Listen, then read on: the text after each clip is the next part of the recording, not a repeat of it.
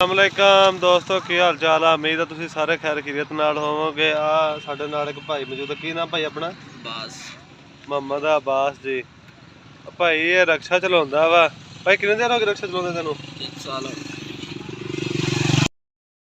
अच्छा, भाई नूं 3 साल हो गए जी रक्षा चलाउंदे नूं। आ फट्टियां वाला ने रक्षा वा बनाया, रेहड़ी वाला।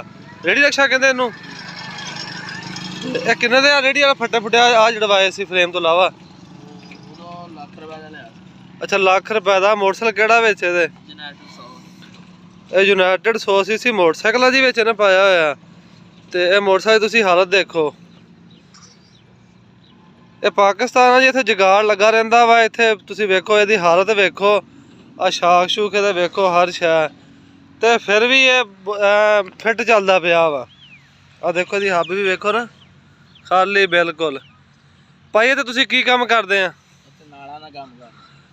ਆ ਸੀਮੈਂਟ ਵਾਲੀਆਂ, ਸੀਮੈਂਟ ਦੀਆਂ ਨਾਲਾਂ ਲਾਦੇ ਭਾਈ ਹੁਣੀ ਇੱਥੇ। ਕਿੰਨਾ ਵਜ਼ਨ ਹੋ ਜਾਂਦਾ ਉਹ ਜਿਹੜਾ? 48 ਮਣ ਵਜ਼ਨ ਹੈ ਤੇ ਲਾਦੇ ਜੀ। 4 ਨਾਲਾਂ ਇਹ ਲੱਦ ਲੈਂਦੇ ਆ। 48 ਮਣ ਵਜ਼ਨ ਉਹਦਾ ਬਣ ਜਾਂਦਾ, ਸੀਮੈਂਟ ਦੀਆਂ ਬਣੀਆਂ ਹੋਈਆਂ। ਯਾਰ ਇਹ ਬਹੁਤ ਜ਼ਿਆਦਾ ਨਹੀਂ ਵਜ਼ਨ ਇਹ ਤੇ ਹੈਗਾ। ਅੱਛਾ, ਇਹਨਾਂ ਨੂੰ ਆਮ ਚੱਲ ਰਿਹਾ। ਤੇ ਇਹ ਕਿੰਨਾ ਕਿਰਾਇਆ ਕਰੂਆ ਇਹਦਾ? ਨਾਲਾਂ ਦਾ ਚਰਾ ਨਾਲਾਂ ਦਾ ਤੁਸੀਂ ਲੈਂਦੇ ਆ, ਮਤਲਬ ਕਿਲੋਮੀਟਰ ਦਾ ਹਿਸਾਬ ਆ? ਕੀ ਹਿਸਾਬ ਆ? 5 ਕਿਲੋਮੀਟਰ ਦੀ ਰੇਂਜ ਤੇ ਕਰ 150 ਇੱਕ ਨਾਲ ਦਾ। ਅੱਛਾ ਅੱਛਾ, ਮਤਲਬ 600 ਰੁਪਈਆ 4 ਨਾਲਾਂ ਦਾ। ਤੇ ਇਹਦੀ ਐਵਰੇਜ ਉਰੇਜ ਕਿੱਦਾਂ ਇਸ ਮੋਟਰਸਾਈਕਲ ਦੀ? ਲੀਟਰ ਨਾਲ ਕੱਢ ਜਾਂਦਾ 22-23 ਕਿਲੋਮੀਟਰ। ਅੱਛਾ, ਲੀਟਰ ਨਾਲ 22-23 ਕਿਲੋਮੀਟਰ ਕਰਦਾ ਵਾ। ਆ ਦੇਖੋ ਇਹ ਥੱਲੇ ਹੀ ਸਾਊ ਸਾਵਿਆ ਦੇਖੋ ਜੀ ਦੋਸਤੋ।